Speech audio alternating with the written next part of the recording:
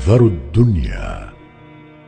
إذا أمات الناس الصلاة وأضاعوا الأمانات واتبعوا الشهوات واستحلوا الكذب وأكلوا الربا وأخذوا الرشا وشيدوا البناء واتبعوا الهوى وباعوا الدين بالدنيا واستخفوا بالدماء وركنوا إلى الرياء وتقاطعت الأرحام وكان الحلم ضعفا والظلم فخرا والأمراء فجرة والوزراء كذبة والأمناء خونة والأعوان ظلمة والقراء فسقة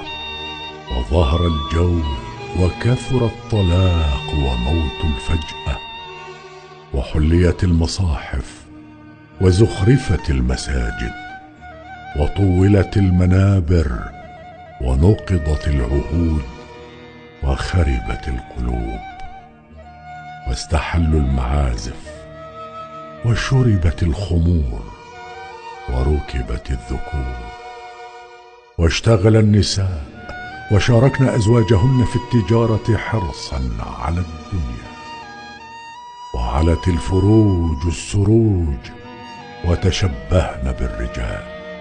فحينئذ عدوا أنفسكم في الموتى ولا تغرنكم الحياة الدنيا فإن الناس اثنان بر تقي وآخر شقي.